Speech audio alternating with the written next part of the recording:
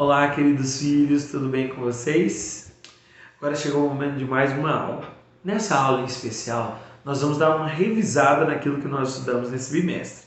E se você não pegou, se você perdeu alguma coisa, agora é hora de relembrar. O capítulo do nosso bimestre se chama Moral da História. Então ele vem falando sobre como Deus foi guiando a nossa história até os dias de hoje. Começamos o nosso bimestre falando sobre as visões, os tipos de visões da história. Nós temos a visão linear, que é aquela visão de que o mundo ele vive numa crescente e sempre o amanhã vai ser melhor do que hoje, depois de amanhã melhor do que amanhã e assim sucessivamente. Não importam os problemas, sempre vai ser melhor. Então vai num crescente, sabe? Nós temos a visão cíclica, que é a ideia de que a história ela se repete. Então é como se toda vez a história se repetisse, só que em formatos e em tempos diferentes. E nós temos a visão bíblica, que envolve profecias, envolve a vontade de Deus e saber o que Deus tem para falar da história. Então começamos o nosso bimestre falando sobre isso. Falamos um pouquinho sobre o profeta, sobre quem é o profeta e sobre a importância dele, que Deus se revela a ele através de sonhos, de visões, falava com ele face a face. Eram formas de Deus se revelar. E o profeta trazia uma mensagem de Deus. Falamos também sobre os falsos profetas, que hoje em dia ficam falando que recebi uma revelação de Deus, e não é bem assim, né? Segundo o que nós estudamos. Até falamos sobre como testar o profeta, quais características avaliar da vida de um profeta, para saber se ele realmente vem de Deus. Falando sobre profecia, chegamos a Daniel capítulo 2. Daniel, um homem que vive mais ou menos ali no ano 506 a.C., a história dele aparece nesse momento. Daniel, ele está cativo em Babilônia e ele tem um rei Nabucodonosor. Nabucodonosor tem um sonho, lembra disso?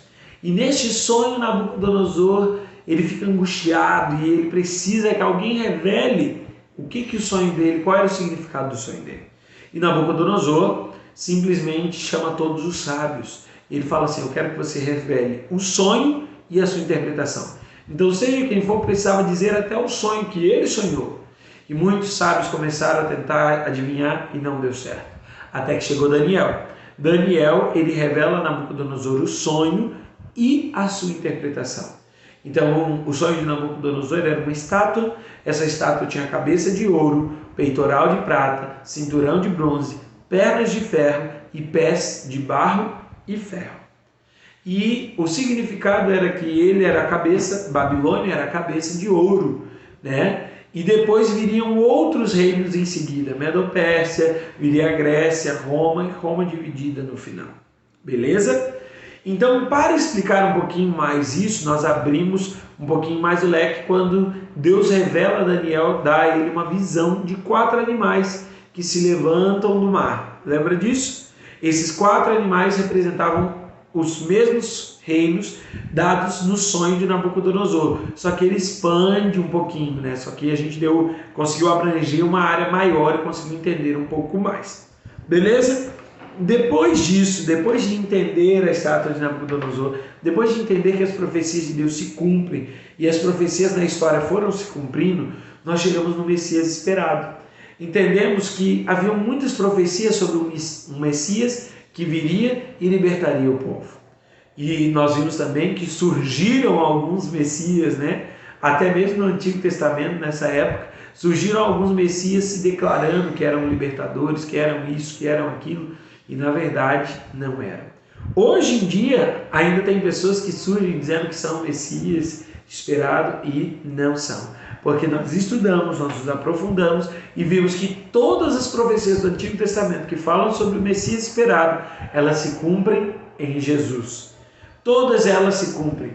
E assim entendemos que as profecias bíblicas elas se cumprem sempre e que o Messias esperado era Jesus. Ok? Que você possa entender isso, possa entender que a Bíblia tem profecias maravilhosas para o cumprimento da história e também para nos mostrar qual é a vontade de Deus. Tá bom? Qualquer dúvida estou à disposição e eu queria orar com você para encerrarmos a nossa aula. Vamos orar então? Senhor nosso Deus, obrigado, Pai, pelas tuas bênçãos, obrigado pelo teu cuidado e obrigado pela tua proteção. Obrigado por mais essa aula, que o Senhor nos ajude a nos aprofundarmos na tua palavra. É o que te imploramos em nome do amor de Jesus. Amém e amém. Deus te abençoe.